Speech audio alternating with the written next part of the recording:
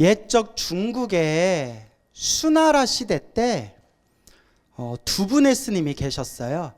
해공이라는 스님이 계셨고 해원이라는 스님이 계셨어요. 해공 스님, 해원 스님 두 분이 사형사제였는데 해공이 사형이었고 해원이 사제였어요.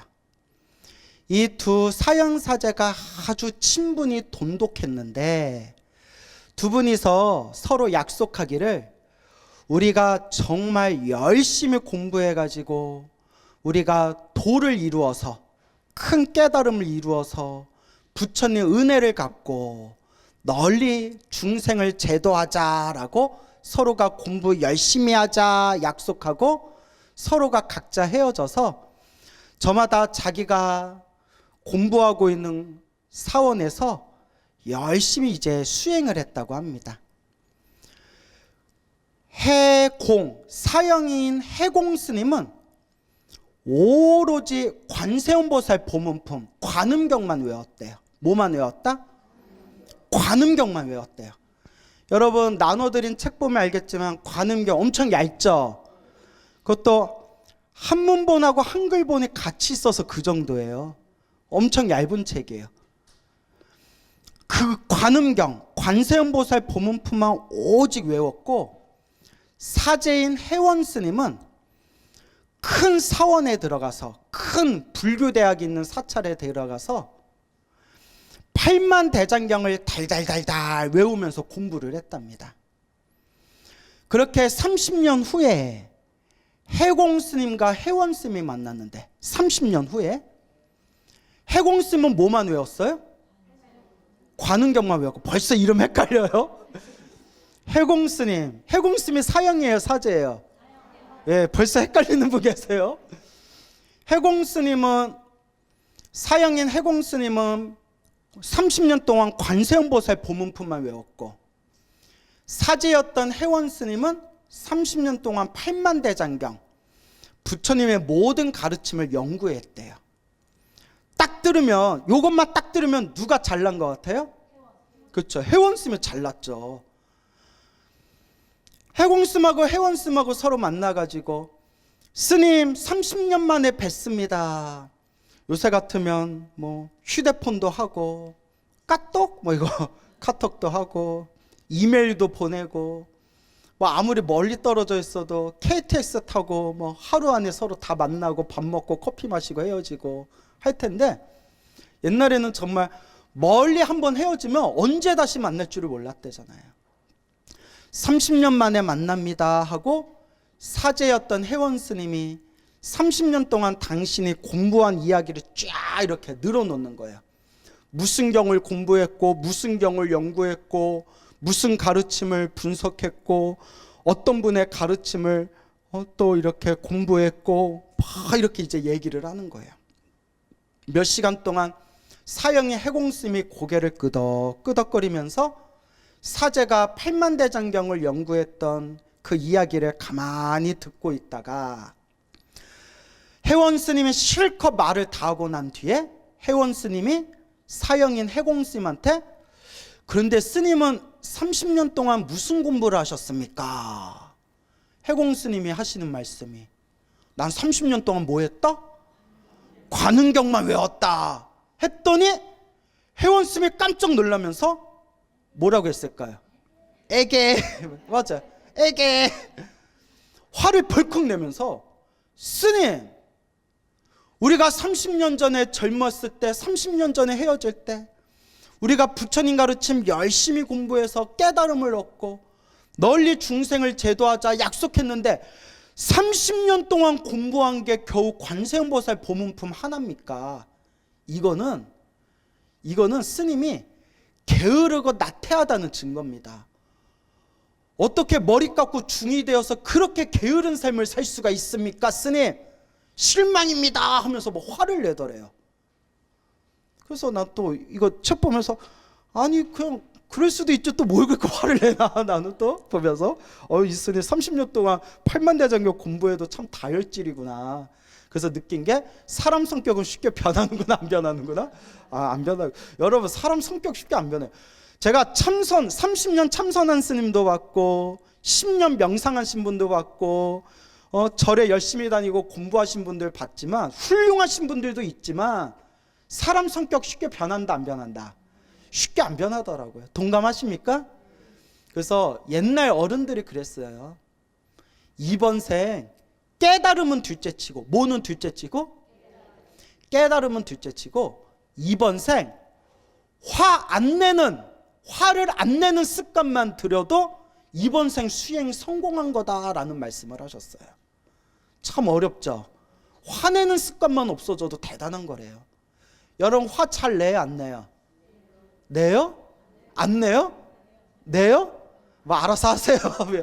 알아서 하시는데 그러니까 뭐 화를 내니까 해공 스님이 내가 머리가 우둔해서 내 우둔한 머리로 공부할 수 있는 게 이 관세음보살 보문품밖에 없더라.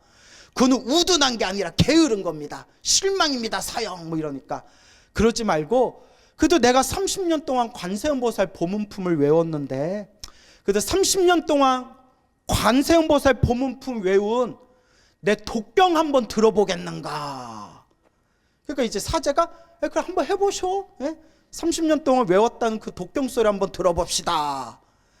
그래서 사형이 해공 스님이 딱 앉아서 딱 허리를 세우고 관세음보살 보문품 딱 이렇게 독송하는 순간 갑자기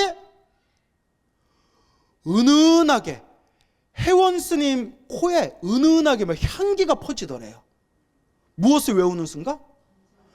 해공 스님이 관세음보살 보문품을 딱 제목을 읽고 독송하는 순간 해원 스님 코에 이 세상에서 맡아보지 못했던 그윽한 꽃향기가 막 이렇게 밀려들면서 사형 스님의 관세음보살 독경 소리가 점점 이어지면서 귀에서는 하늘의 음악 소리가 들리더래요. 뭐가 들려요? 하늘의 음악 소리가 들리더니 관세음보살 보문품이 다 끝날 때쯤에 눈앞에서 꽃비가 내리더래요. 뭐가 내려요? 꽃비가 내려요. 그 노래 중에 그런 노래 있잖아요. 꽃비가 내린다 샤라라라라 그거 아세요? 별빛이 내린다였나? 뭐 한 끗 차이인데 너무 깊게 들어가지 마세요. 그러니까 꽃비가 내린다 뭐라고요? 샤라랄라 막 이러는 거예요. 관세음보살 보문품을 읽는 순간 코에서 향기가 나고 관세음보살 보문품이 중간을 넘어가는 순간 하늘에서 음악 소리가 들리고 관세음보살 보문품을 거의 다 끝나는 순간 하늘에서 뭐가 내려요? 꽃비가 쏟아지더래요. 그리고 그 관세음보살 보문품을 다 딱 독경이 끝나는 순간에 다 끝나고 난 뒤에 향기와 음악 소리와 꽃비가 싹 사라지더래요. 해공 스님의 관세음보살 보문품 독경 소리를 들으면서 이 해원 스님이 삼매 상태에 들어간 거예요. 삼매. 깜짝 놀라면서 해원 스님이 벌떡 일어나면서 사형이 해공 스님한테 절을 올리며 눈물을 뚝뚝 흘리면서 스님 죄송합니다. 스님 참해드립니다. 저는 많이 배웠다 똑똑하다라는 제 교만심에 빠져서 사형 스님의 수행의 법력을 몰라봤습니다. 참해드립니다. 스님, 사형 스님 저에게 가르침을 주십시오 라고 하면서 그 팔만대장경을 연구했던 해원 스님이 30년 동안 오로지 관세음보살 보문품만 외웠던 사형 해공 스님에게 무릎을 꿇고 눈물을 흘리면서 가르침을 받았다라는 이야기가 불교 영험담에 전해지고 있습니다. 제가 무슨 얘기하려는지 아시겠죠? 많이 알고 많이 배우고 똑똑한 것도 중요하지만 불법의 핵심은 일심에 있어요. 뭐에 있다? 한마음. 이 한마음에 있습니다. 여러분 제가 아무래도 신도님들 눈높이에 맞춰서 법문하다 보니까 어떻게 해야 좀 재미난 이야기를 들려드릴까, 어떻게 해야 좀 쉽고 좀 이해하기 편한 가르침을 전해드릴까? 어떻게 해야 마음의 불심에 불을 좀 피울 수 있는 그런 좋은 이야기를 들려드릴까 고민하다 보니까 자연스럽게 좀 불교설화 전문가가 됐어요. 불교설화. 뭐 옛날 옛적 불교설화, 부처님 인과 이야기, 큰 스님들 이야기, 혹은 우리 불자님들 기도 영험 이야기. 그렇죠, 여러분. 그래서 제가 수백 가지 불교설화를 알고 있잖아요. 그 중에 저 스스로를 진정으로 저 스스로를 비춰보게 되는, 저 스스로를 반성하게 보게 되는 그런 많은 에피소드, 이야기, 불교설화를 접하게 되는데, 그 중에 하나가, 이거는 스님들이 직접 해주신 이야기도 있고 제가 책에서 본 이야기도 있고 불교경전에 나오는 불교설화의 이야기에도 많이 나오는 내용인데요. 평생 글 공부를 하신 분이, 평생 글, 불교학, 학문, 언어와 문자로서만 불교 공부하신 분들이 죽을 때가 돼가지고 눈앞이 깜깜해져서 손발을 휘젓다가 꽉 하고 돌아가신 불교설화 이야기가 엄청 많아요. 뭔 얘기인지 알겠죠? 그 당시에 큰 스님 소리 들었던 화엄경에 밝으시고 법화경을 꿰뚫어 보시고 금강경을 달달달달 외우셨던 그런 큰 스님들 중에서도 돌아가실 때 하고 헛소리 하면서 막 손발을 휘젓다가 돌아가신 분들이 많대요. 머리로는 불교를 이해하고 있지만 무엇의 힘이 부족해서? 일심, 삼매의 힘이 부족해서. 무엇의 힘? 삼매의 힘. 그러니까 머리는 똑똑한데 마음의 힘, 마음의 수행의 힘이 부족해서 임종 직전, 호흡이 딱 끊어지기 직전에 수많은 업의 바람이 몰아닥칠 때 의식을 차리지 못하고 그 업의 바람에 막 휩쓸려 간다는 거예요.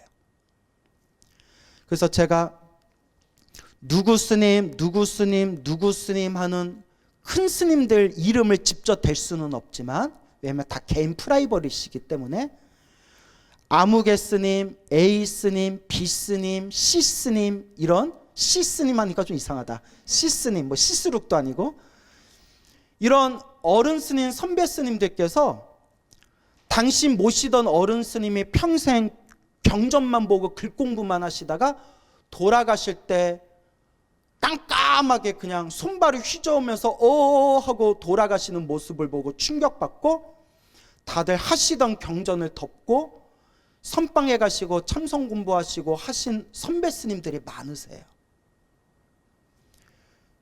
경허 스님께서도, 경허 스님이라고 들어보셨죠?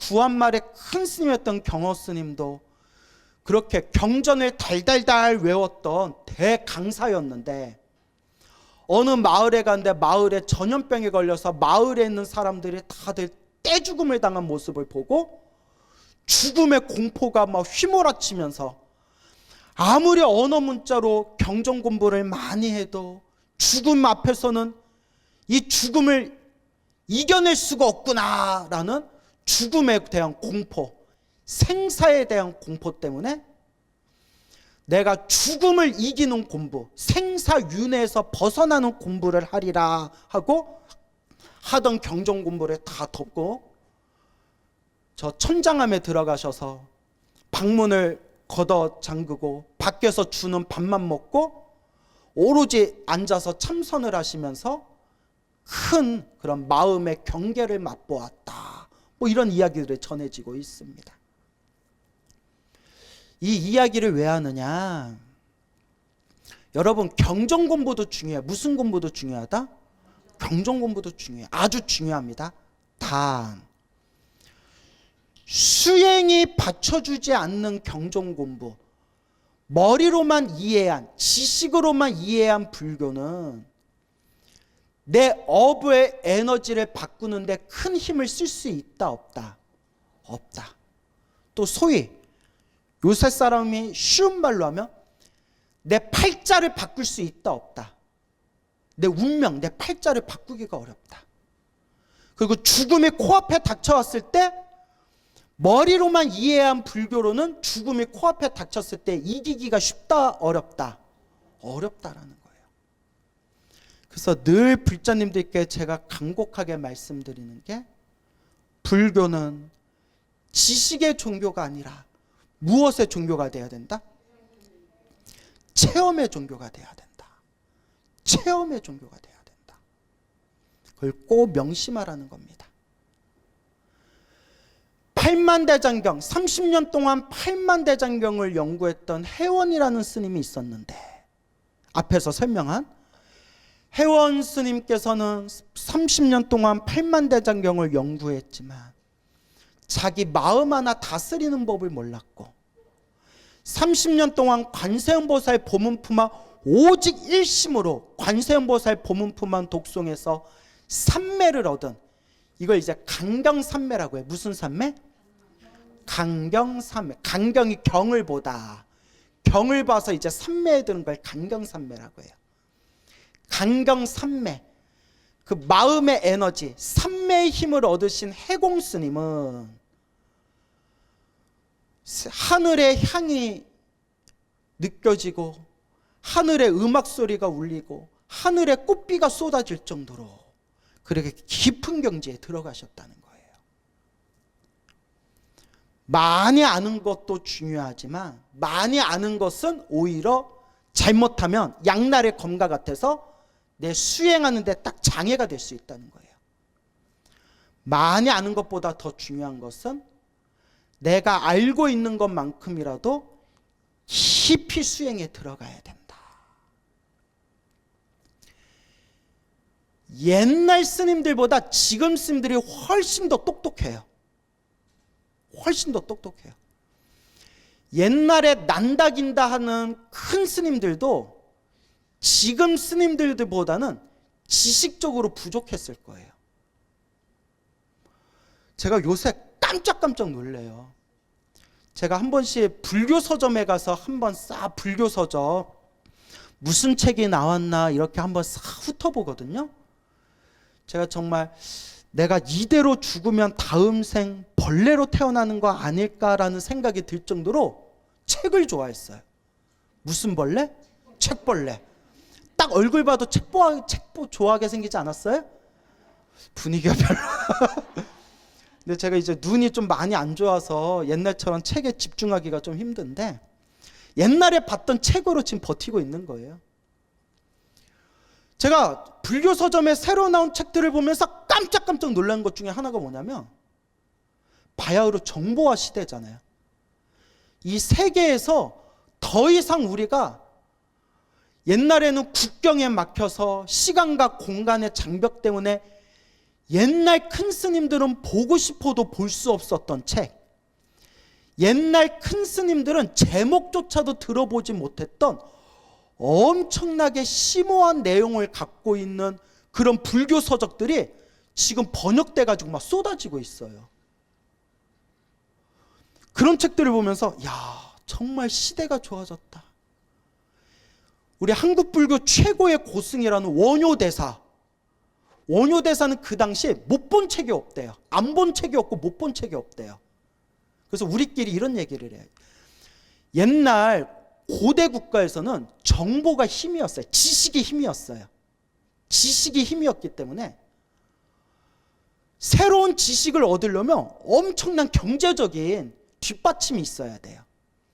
근데 원효대사는 그 당시에 당나라에서 번역된 모든, 그 당시에 당나라에서 구할 수 있었던 모든 서적을 원효대사는 다 읽어볼 수가 있었어요. 그래서 우리끼리 하는 농담이 있어요. 원효대사가 누구를 잘 만나서? 아니에요.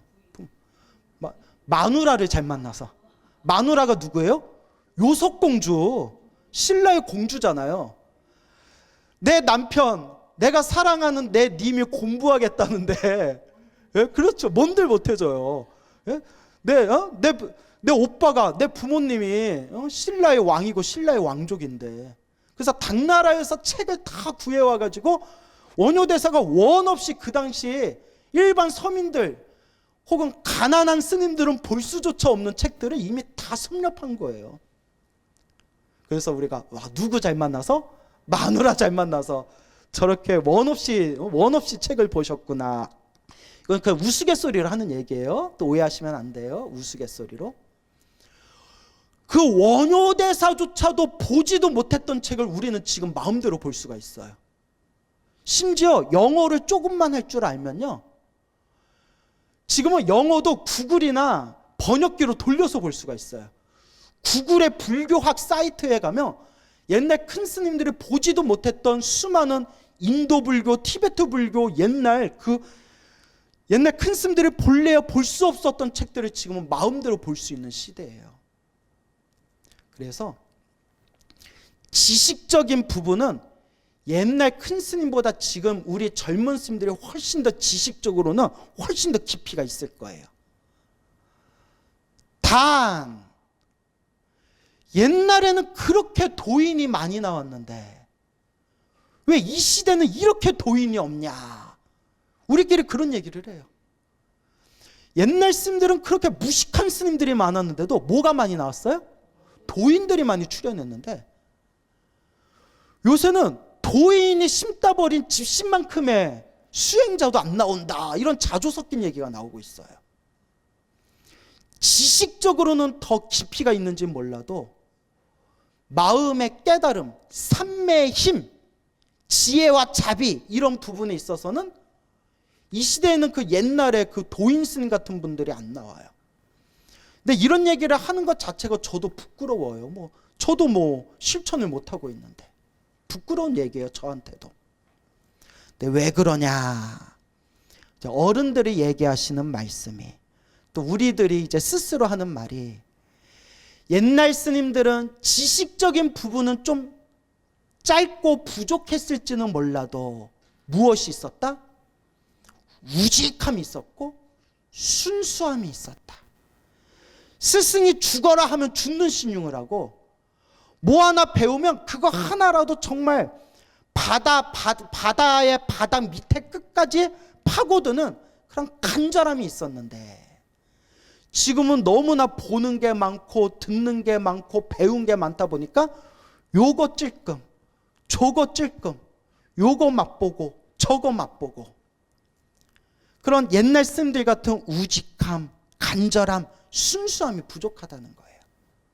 즉 지식적인 부분은 넓어졌는지 몰라도 마음의 순수함, 간절함, 우직함은 옛날 스님보다 훨씬 못하다는 거예요.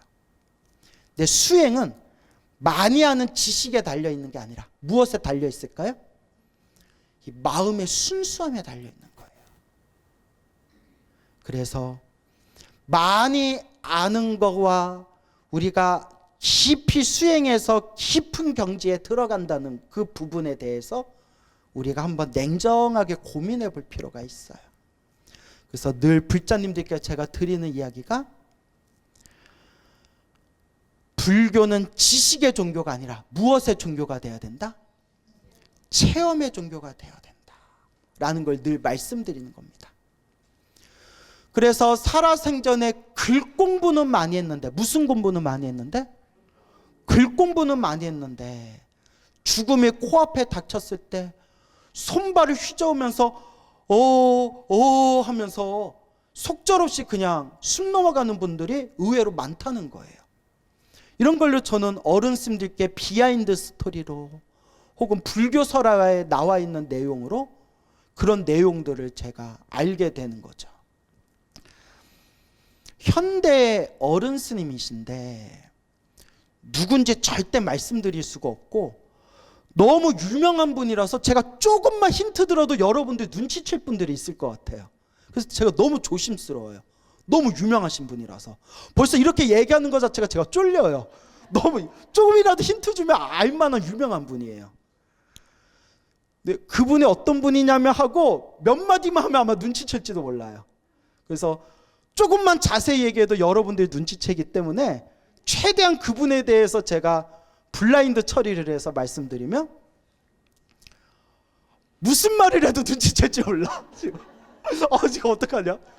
하나만 얘기할게요. 책을 엄청 좋아하셨어요. 책을 엄청 좋아하셨고 여기서 한마디 더 하면 혹시 그분? 이럴지도 몰라요. 일단 책을 엄청 좋아했던 분이에요. 여기까지만 얘기할게요. 너무 유명한 분이라서 여러분들이 눈치챌 수 있어서 그래요.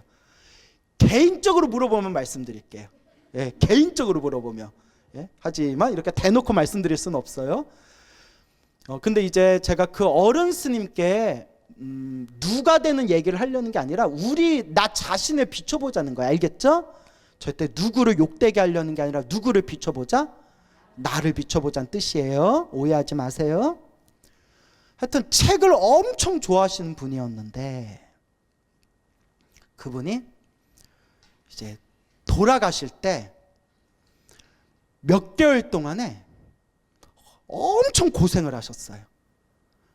왜 고생했는지 얘기해도 눈치챌지 몰라요.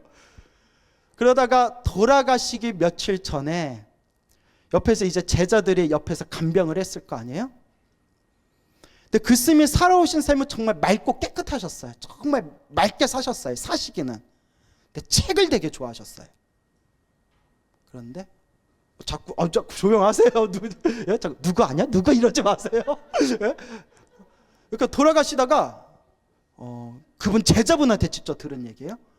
돌아가시기 그 며칠지간에 몇 번이나 의식이 꺼졌다 다시 의식이 깨고 꺼졌다 깨고를 몇 번 반복하셨대요. 그렇게 막 꺼졌다 깨고 꺼졌다 깨고 이제 진짜 돌아가셨나 보다 했는데 이렇게 눈 뜨시고 엄청 고생하는데 마지막 그 돌아가시기 며칠 동안 의식이 꺼졌다 깨고를 반복하시다가 그분이 이제 돌아가시기 직전에 당신이 가장 아끼는 제자한테 이렇게 얘기하셨대요. 나같이 살지 말아라. 나같이 살지 말아라. 당신이 죽을 때에도 정신이 또렷또렷하게 죽어야 된다라고 평소에 항상 신념이었는데 당신이 막상 죽을 때가 되니까 정신이 어떻다? 당신이 죽었는지 깨었는지도 모르겠대요. 여러분 마지막 사람이 죽기 직전에 여러분 초가 한번 꺼지기 마지막 직전에 한번 확 하고 환하게 한번 불꽃을 일으킨다면서요. 사람도 죽기 전에 한번 정신이 또렷하고 맑을 때가 있대요. 그 얘기 들으셨죠? 그래서 가끔 몇 년 동안 고생하셨던 치매 환자가 죽기 직전에 갑자기 정상으로 돌아와서 목욕하고 옷 깨끗이 입고 애들한테 인사하고 마지막 한번 정신 한번 또렷하게 깨어있다가 이렇게 돌아가셨다 뭐 이런 얘기 있잖아요. 어르신이 마지막에 정신이 한번 또렷해지셨나 봐요. 누워가지고 딱 손을 잡고 나같이 살지 말아라. 그 얘기를 간곡하게 하셨대요. 죽음이 코앞에 있는데 내가 지금 죽었는지 깨었는지 어떻게 죽고 있는지 이가 하나도 모르겠더래요. 그러니까 의식이 흩어져가지고 정신을 못 차리겠더래요. 이걸 우리가 뭐라 표현하면 매했다라고 표해요. 뭐 했다? 매했다. 그러니까 그렇게 죽는 게 일반인들은 당연한 건데 그분은 꼬장꼬장하고 평생을 아주 맑고 깨끗하게 사시면서 아주 꼬장꼬장한 완벽주의자였는데 죽을 때도 또렷또렷하게 죽어야 된다. 수행자는 죽을 때도 또렷해야 된다. 그런 신념이 있던 분이었는데 막상 자기가 죽을 때가 되니까 깜깜하더래요. 손을 잡더니 나같이 살지 말아라. 평생 웬만한 스님들 중에서 또 가장 책을 많이 버셨던 분인데 어떻게 보면 가장 지적이고 엘리트 스님이라고 불렸던 분인데 그렇게 평생 책을 보셨던 스님이 나같이 살지 말아라. 아무것도 모르겠다. 라고 얘기를 그 당신 제자에게 간곡하게 얘기를 하셨대요. 누군지 눈치채셨나요? 아닐 거예요. 누구를 생각해 주는데 아닐 거예요. 그 얘기를 그 제자분한테 들었어요. 그러니까 제가 그 어른 쓰면 존경받아 마땅한 분이에요. 이건 다만 나를 바라보자는 거예요. 누구를 바라보자? 나를 바라보자. 저렇게 맑고 깨끗하게 살아오신 분조차도 죽을 때 제자의 손을 꼭 붙들고 나같이 살지 말아라. 너는 나같이 살지 말아라. 라고 하셨는데 우리는 오죽하겠는가라는 스스로를 반성해 보자는 거예요. 그리고 돌아가셨어요. 그런데 어느 젊은 여성 불자님이 계시는데 이 여성 불자님이 나이가 지금 60이 넘었을 거예요. 60이 넘었을 텐데 정말 수행을 열심히 했대요. 남편도 있고 애도 있고 가정주부인데 정말 수행을 열심히 하셨대요. 얼마나 열심히 했냐면 큰 스님들이 칭찬할 정도로, 큰 스님이 웬만한 스님들보다도 네가 낫다라고 칭찬받을 정도로 정말 열심히 참선도 하고 명상도 하고 주력도 하고 정말 열심히 수행했대요. 그리고 그분의 수행의 경지에 대한 그런 내용을 이렇게 봤더니 정말 깊이 들어가셨더라고요. 정말 와 대단하신 분이다. 이게 사실이면 했는데 그분 인터뷰에 보니까 이런 내용이 나와요. 가정주부인데 머리 깎은 스님도 아니고 가정주부인데 어쩜 이렇게 수행을 열심히 하셨습니까? 이렇게 수행을 열심히 하게 된 이유가 있습니까? 하고 물어봤더니 저도 원래는 불교에 큰 관심이 없었는데 친정 어머니 때문에 제가 수행을 시작했습니다. 이러는 거예요.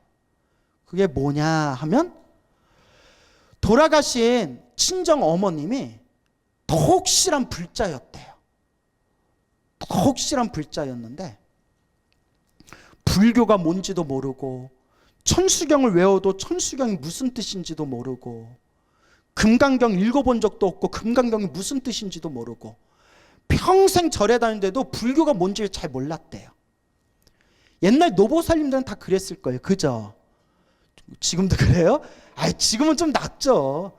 옛날 정말 불교대학도 없고 이렇게 유튜브에서 스님들 법문도 들을 수 없고 정말 공부하기가 어려운 시대였거든요.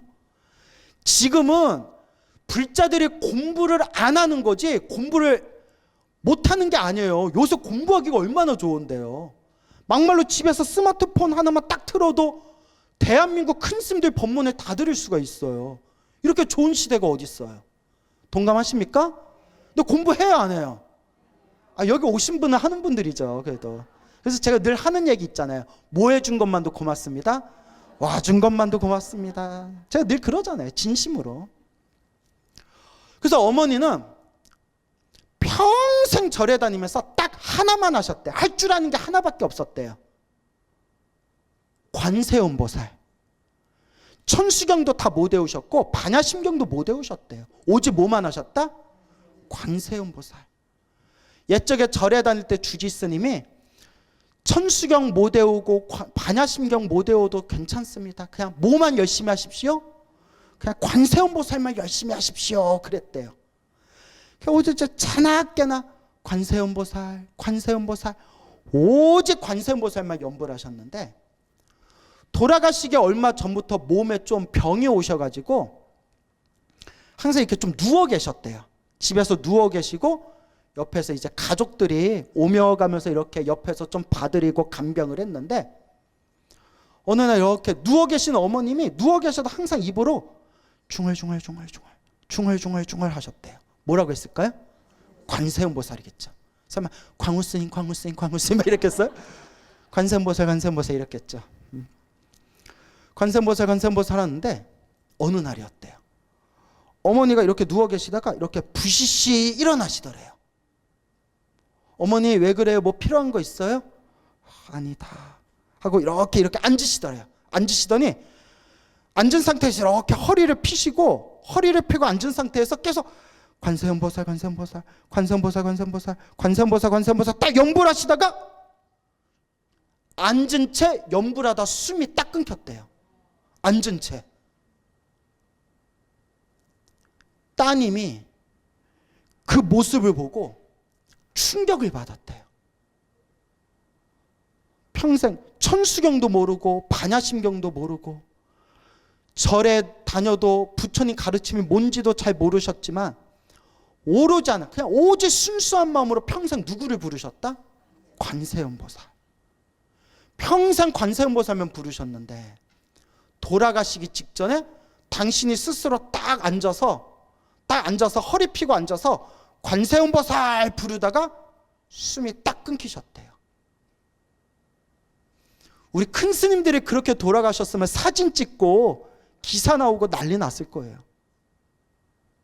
그때 따님이 충격을 받았대요. 불교가 뭐가 있구나. 정말 불교가 뭐가 있구나. 그때부터 불교 공부를 하고 그때부터 본격적으로 수행을 시작하게 됐대요.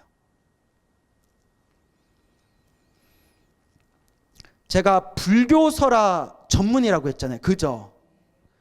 옛날 옛적에 옛날 이야기는 빼놓고 옛날 이야기까지 합치면 헤아릴 수가 없고요.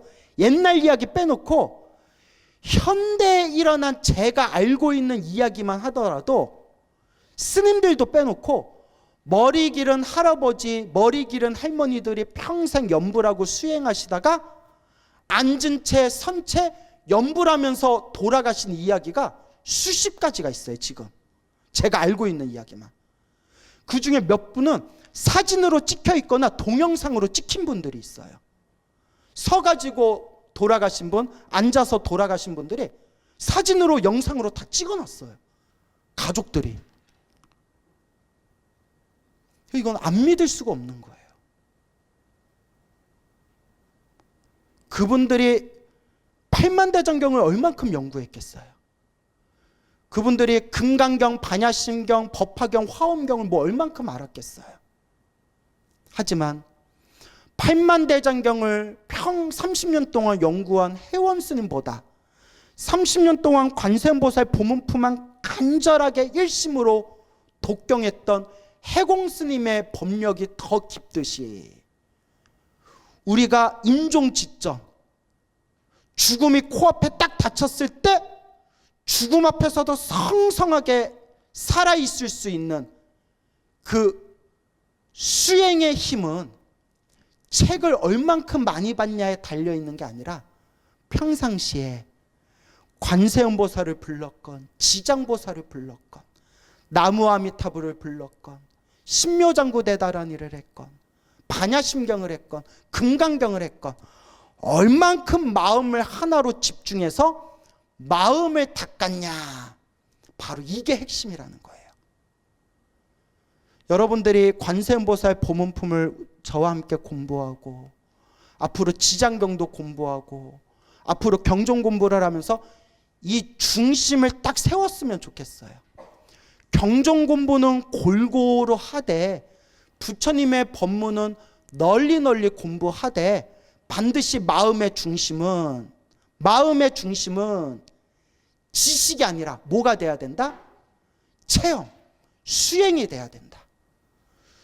죽음이 코앞에 닥쳐왔을 때 나는 그것을 어떻게 극복하겠는가? 그걸 제가 30에 경험했어요. 30살, 20대 후반에 정확히 말하면. 제가 20대 때 정말 책벌레처럼 책을 보는데 선방에 다니면서 참선하면서 책을 보는데 어느 날 꿈을 꿨어요. 20대 후반에. 꿈에 머리를 풀어헤치고 하얀 소복을 입은 얼굴이 허연 여자가 나타나서 나를 노려보는 거예요. 누구겠어요? 나 같으면 백이관음이었으면 좋겠는데 백이관음은 아니고 처녀귀신. 머리를 풀어헤치고 하얀 소복을 입은 여자가 나를 딱 노려보는데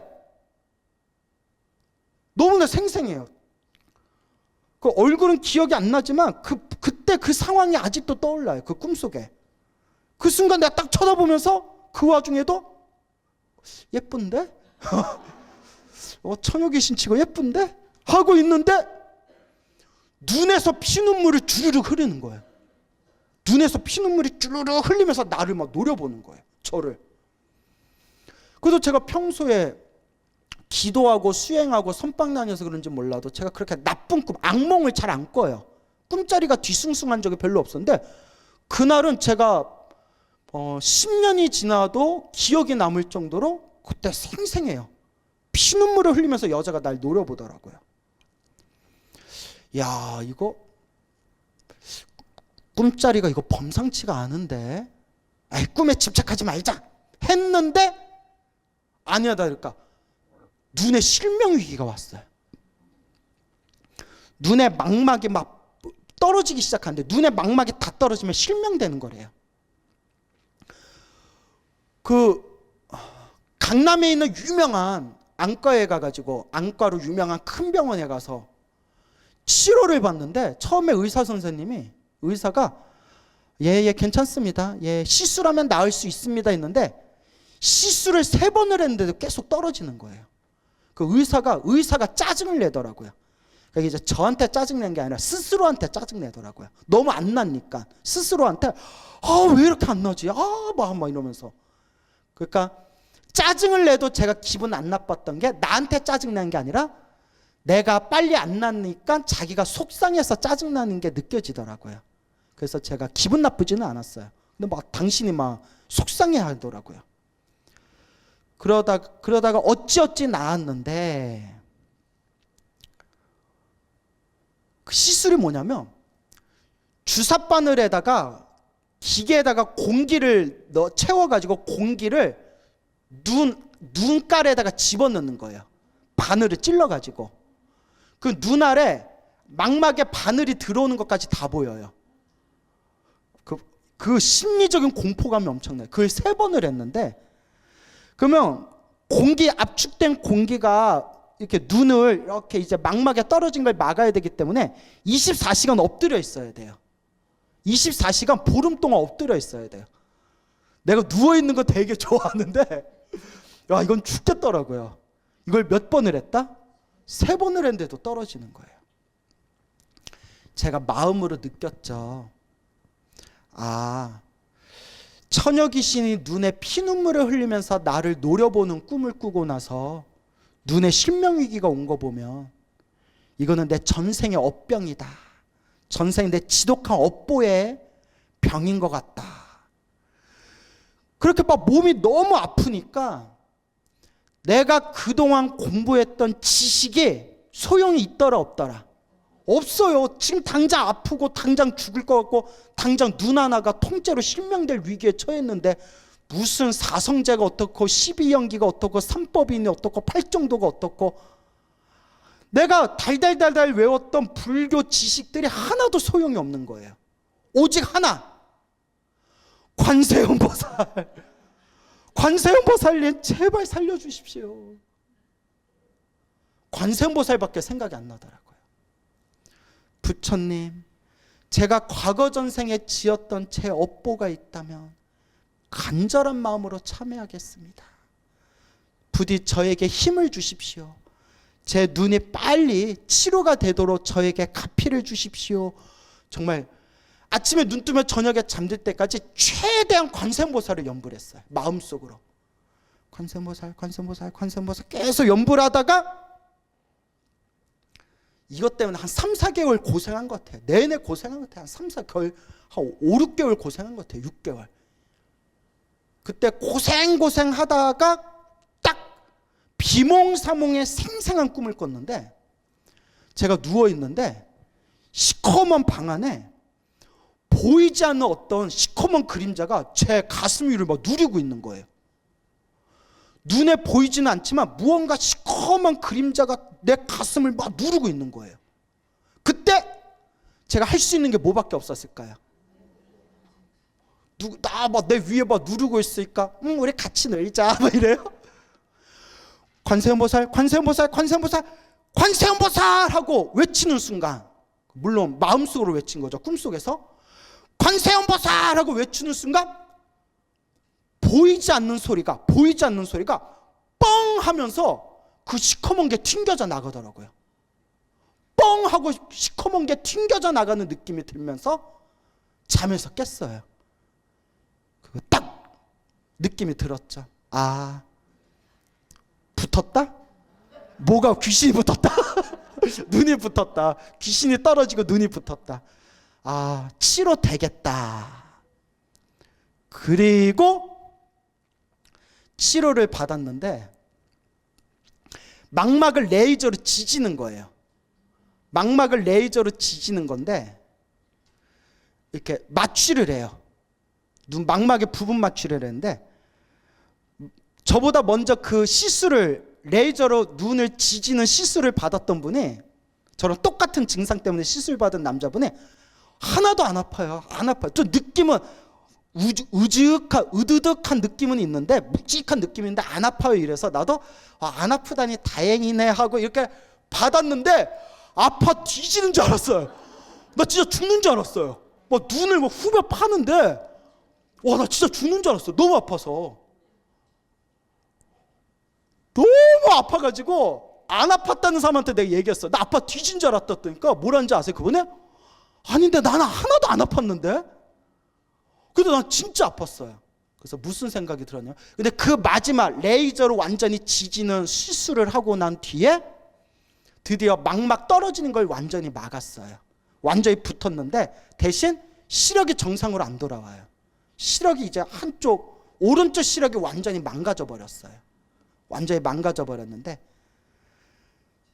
저는 안 아팠어요. 그럼 나는 왜 이렇게 아팠지? 정말 뒤지는 줄 알았어요. D자로 시작하는 말 뒤지는 줄 알았어요. 너무 아파가지고. 그래서 더 고생하고 더 크게 받을 업보를 이걸로 싹 내가 갚았다 이렇게 생각을 했죠. 그래서 제가 하고 싶은 얘기는 정말 힘들고 괴로울 땐 내가 지식으로 공부한 것들이 소용이 있더라 없더라 오로지 간절한 부처님과 보살님에 대한 믿음 오직 관세음보살밖에 생각나지 않더라. 그러니 제가 꼭 당부드리고 싶은 얘기는 경전 공부는 골고루 하시되 마지막에는 지식으로 들어가지 마시고 무엇으로 들어가야 된다? 수행으로 체험으로 들어가야 된다. 그래서 30년 동안 8만대장경을 연구하셨던 해원 스님과 30년 동안 오로지 관세음보살 보문품을 독경하셨던 해공 스님의 일화를 마음에 잘 되새기면서 여러분들 이 경전을 통한 깨달음의 길을 여러분들이 잘 닦아가시기 바랍니다. 알겠죠? 예, 오늘 여기서 마치겠습니다.